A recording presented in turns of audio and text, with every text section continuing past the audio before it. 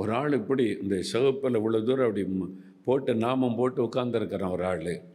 அவன் வச்சிருக்கிற அருவாள் இங்கேருந்து இங்கே வரைக்கும் இருக்குது. அதில் சம்பளம் போட்டு உட்காந்தா இங்கேருந்து இங்கே வரைக்கும் இருக்குது. அந்த மிஷினை தேவதாஸ்பரை கூட்டம் பண்ணேன், பாருங்கள் இவங்க ஆர்எஸ்காரங்க அங்கேருந்து வந்திருக்கிறாங்க அப்படின்னு. ஒரு டீமே வந்திருக்கிறாங்க, என்ன நடக்குன்னு தெரியாது அப்படின்னு. என் கூட இன்னொரு மிஷினரி ஸ்தாபனத்திலேருந்து பக்கத்து ஊர்லேருந்து ஒரு பிரதர் வந்திருந்தார். அவருக்கு பயம், அண்ணே என்னதான் நடக்க போகுது என்ன நடக்க போகுது அண்ணேன்றார். என்ன நடக்கும் பிரதர், இன்றைக்கி இயேசுக்காக சாக போகிறேன் அவ்வளோதானே, பயப்படாதங்க அப்படின்னா.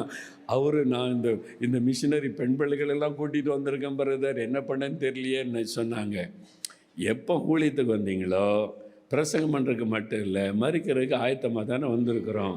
தைரியமாக இருங்க, ஆண்டவருக்கு சித்தமானால் தான் மறிக்க முடியும். இரத்த சாட்சியாக மறிக்கிறது எவ்வளோ பெரிய பாக்கியம். அவருக்கு சித்தம் இல்லாட்டா நமக்கு இந்த பாக்கியம் கிடைக்காது. உங்கள் இருங்க என்ன.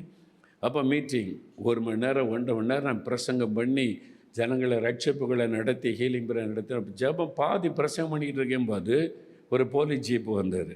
யாரோ சொல்லியிருக்கிறாங்க, இது மாதிரி கிறிஸ்தவ கூட்டம் நடக்குது, இது மாதிரி தீவிரவாதிகள் வந்திருக்கிறாங்க, அட்டாக் பண்ண போகிறாங்க. என்னை கேள்விப்பட்டு அந்த வழியாக போன போலீஸ் அதிகாரி வந்துட்டார். அவர் சேர் போட்டு உட்காந்துருக்கிறார். பண்ணுற பிரசங்கத்தெல்லாம் கேட்டுட்டு முடிஞ்ச உடனே வந்து கை கொடுத்து, நல்லது தானே சொல்கிறீங்க, குடிக்காத, துன்மார்க்கமாக நடக்காத, திருடாத, அப்படி தானே சொல்கிறீங்க. ஆமாம், அதை தான் சுவிசேஷம், இயேசு மாற்றுவார்னு, நல்லது சொன்னீங்க, போயிட்டு வாங்க அப்படின்னு அனுப்பி வச்சார்.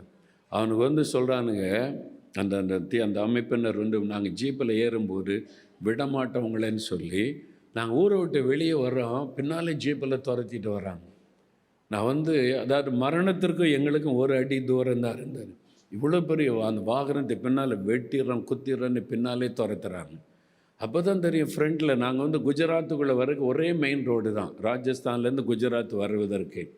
முன்னால் அங்கே ஒரு ஜீப்பில் ஒரு ரவுடிங்க நிற்கிறாங்க ரெடியாக.